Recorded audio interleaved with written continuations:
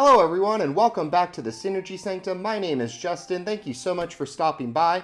Here at the Synergy Sanctum, we specialize in all things related to Magic the Gathering with a specific focus on deck building. So I aim to show you very quick deck techs that'll show you all of the cards in the deck and how they work together to ultimately achieve the goals of that deck. If you're not already, please like, share, and subscribe to our channel. We really appreciate that. And we also have a sister channel now, so head on over to Commander Coliseum and check out their content as well. And for today's deck tech, we have another Ninja Turtle spoiler for you with Michelangelo on the scene. An EDH deck focused on lands and lands mattering, mono green. You know what we're doing. We're going to ramp a bunch of lands out. We're going to get a ton of landfall triggers, and we're going to make Michelangelo as big as he can be because he has trample. And then if he happens to die, he comes back to your hand. Just so broken here. And we're going to get into all of the cards that are going to help this deck win. So TCG market value, this is based on the pre-order prices as well included in here, but $262 to $283. And we are running 38 lands with 31 of those being forests and 7 of those being non-basics. So getting into it today, here are all of the cards that are ramping us and getting us a ton of land so that when Michelangelo comes out, he's nice and big. So a Wayward Swordtooth is getting you an additional land every turn. Rampant Growth's letting you ramp. Traverse the Outlands, if you're picking one of these creatures that cares about the lands, it's letting you search your library for that many basics and putting them into play. Oracle Moldiah is getting you an additional land and you play lands off the top. Traveling Chocobo is letting you do the same. You can look at the top card and you can play lands off the top, and then it's doubling up those landfall abilities. Lewd Exuberant Explorer is letting you get an additional land every turn, but then he also has an ability to look at the top 6 cards and put a creature into play. Sky Shroud Ranger and Sakura Tribe Scout get you an additional land off of tapping. And then Azula Lost But Seeking is getting you 2 additional lands a turn. And Llanowar Tribe is getting you 3 mana. So broken. And then even more mana in the deck. We got a couple more dorks with Llanowar Elves. Elvish Mystic and Finhorn Elves are just really trying to ramp to hit that 6 mana with Michelangelo as quickly as possible. Kodama's Reach and Cultivate let you ramp. Druid of the Elysian Groves giving an additional land every turn. And then Explorations also an additional land every turn. And then Boundless Realms let you search for X basics, where X is the number of lands you have, and all of those come into play. So broken.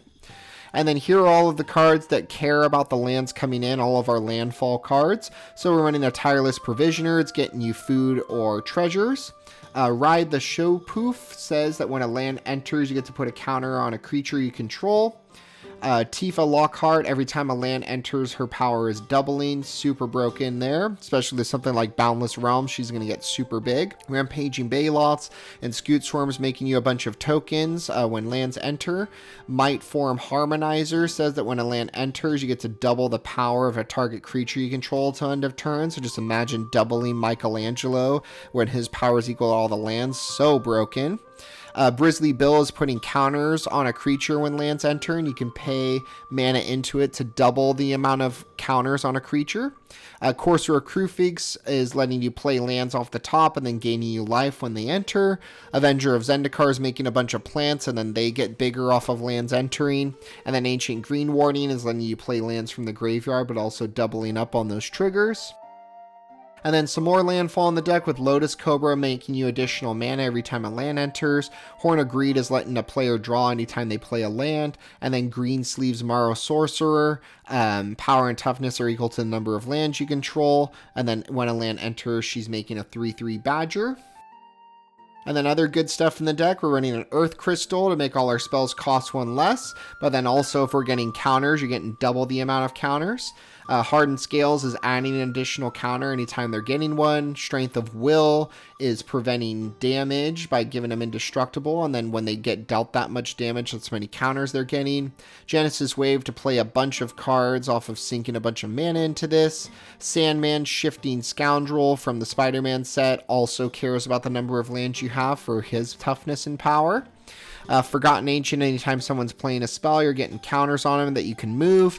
Overwhelming Stampede to turn everyone into Michelangelos for the turn. Branching Evolutions, doubling up counters. Kodama of the East Tree is doubling up additional lands. If you can play a permanent, and then you get to play one that's less, equal or less than mana value. So at a minimum, it's an additional land, and then a max, it's any of these cards we're showing. And then Ashaya, Soul of the Wild, is turning all of your non-token creatures into lands as well. Draw on the deck with War Room. You can pay 3 and a single life to draw a card. Return of the Wild Speaker is letting you draw equal to the greatest power, so Michelangelo most likely, but you can also boost all of your other creatures.